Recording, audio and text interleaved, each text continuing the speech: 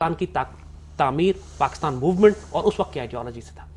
اور دوسرا نثر آپ کا وہ ہے کہ جس میں آپ نے 21ویں صدی میں آنے والے ان تمام مسائل اور مشکلات کو ایڈریس کیا اور مسلمان نوجوانوں کو وہ کانفیڈنس دیا ہے کہ آپ مغرب کی تہذیب جو ڈومیننٹ سویلائزیشن ہے اس سے انٹلیکچوئل پلین پر کس طرح بات کر سکتے ہیں. ان کی وہ جو کتاب reconstruction of religious thought in Islam ہے ایک ہسٹوریکل ماسٹر پیس ہے، لیکن آج تک پاکستان کے کسی یونیورسٹی، کالج، اسکول، مدرسے، میڈیا پہ اس کو نہ پڑھایا گیا، نہ پڑھا گیا، نہ دیکھا گیا.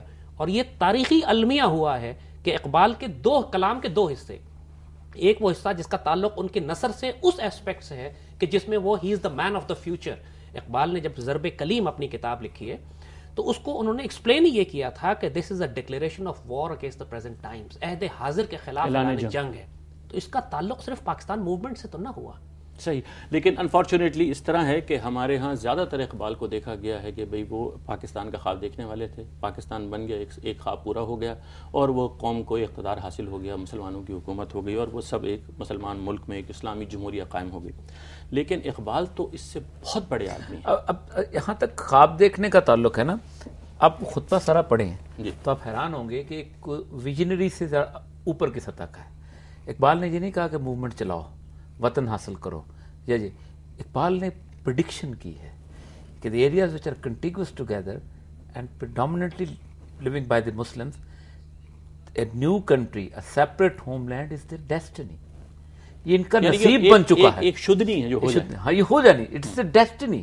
اب ہم مسئلہ سرا یہ ہے کہ اقبال تو جس پینل اسلامزم کی اور جس بڑے لیول کی بات کرتے ہیں، تو نہ مٹ جائے گا ایران کے مٹ جانے کے سے، نشہ میں کو تعلق نہیں پیمانے سے، اور پڑا عثمانیوں پہ کوئی غم آخر تو کیا غم ہے، اور ایک نیل کے ساحل سے لے کر طاق بخا کے کاش کر.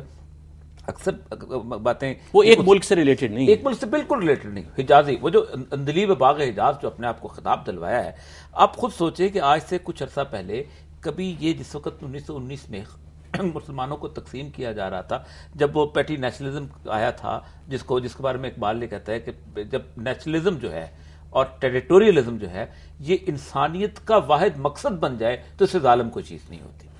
تو یہ ٹھیک ہے، کسی حد تک ٹھیک ہے، لیکن جب واحد اور الٹیمیٹ ایم بن جائے، یہ ان کے ریکنسٹرکشن تھاٹ میں لکھا ہوا ہے، اور نکلسن کے جو خطوط ہیں اس کے اندر لکھا ہے کہ الٹیمیٹ ایم جب بن جائے. اب کل کچھ لوگ یہ سمجھ نہیں آتی تھی، آج دنیا کے سامنے یہ ٹیریٹوریل جورسڈکشن ختم ہوتی جا رہی ہیں.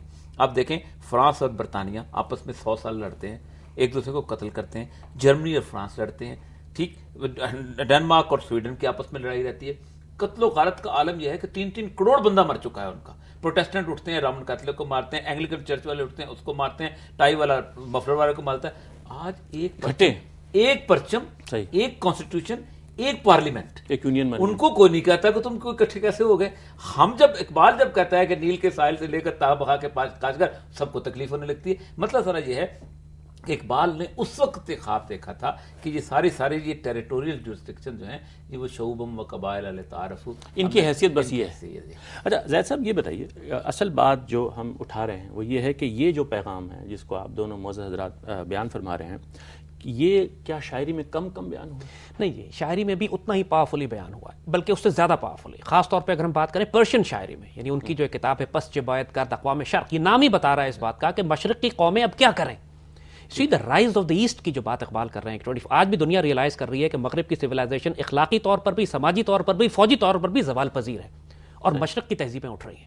اور اقبال نے اس وقت جب بات کی تھی کہ ٹوٹا ہے ایشیا سے سحر اجاز ہے کسی کا یا گردش زمانہ، ٹوٹا ہے ایشیا سے سحر فرنگیانہ، یہ وہ دور تھا کہ جب مغرب کا سورج غروب نہیں ہوتا تھا، مغربی کوئی سوچ نہیں سکتا تھا. اس وقت وہ یہ بات کر رہے ہیں. اور جیسے اوریہ صاحب نے بات کہی کہ اقبال کا کمال یہ ہے کہ وہ تقو بفراست مومن ہو ینظر بنور اللہ والی بات ہے کہ وہ تو اللہ کے نور سے، نور بصیرت سے دیکھ کر پریڈکشنز کرتے ہیں. صحیح. Iqbal does not give you statements کہ شاید ایسا ہو جائے یا ویسا نہ ہو جائے. ہی از سو ڈیفینیٹو کہ حق الیقین پر جا کر مشاہدہ کر کر نور بصیرت سے وہ ایسی بات کرتے ہیں کہ لوگوں کو ایکچولی حیران کر دیتے. People get into a state of denial. کیسے ہو سکتا ہے؟ اچھا زید صاحب، آپ یہ فرما رہے تھے کہ یہ شاعری میں بھی پوری طرح موجود ہے، یعنی یہ جو ریوائولسٹ ہے اسلام، اور اس میں اصل چیز یہ ہے کہ اس نوجوان نسل کو ابھارنا، اس کا احساس اس کے تاریخ کے حوالے سے یہ دینا کہ کل تمہارا ہے، یہ تمہاری ذمہ داری ہے، تمہاری یہ کمزوری ہے، آج کے دور کے یہ مسائل ہیں.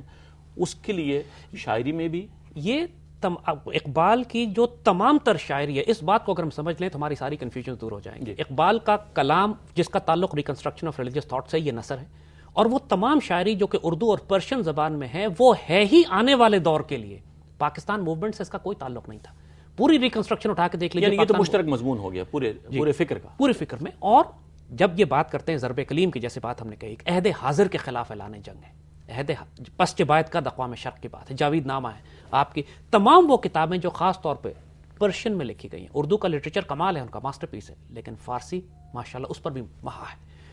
اور فارسی کلام اگر آپ آج کے دور کے لحاظ سے اگر ہم اس کو ایڈریس نہیں کرتے ہیں، اس کو ہم نہیں پڑھتے ہیں، تو یقین کیجئے ہم اپنے ساتھ بھی، تاریخ کے ساتھ بھی، اقبال کے ساتھ بھی ظلم کریں گے. اقبال کو فارسی اس کو نظم اور نثر میں تقسیم نہیں کیا جا سکتا. میسج وہی ہے، اتنا ہی ایموشنل ہے، اتنا ہی پاورفل ہے، اتنا آئیڈیولوجیکل ہے، اور اتنی بڑی ڈکلیریشن آف وار ہے اگینسٹ پریزنٹ ٹائمز. بہت شکریہ جناب. خواتین و حضرات، ایک مختصر سے وقفے کی اجازت دیجیے، وقفے کے بعد حاضر ہوتے ہیں.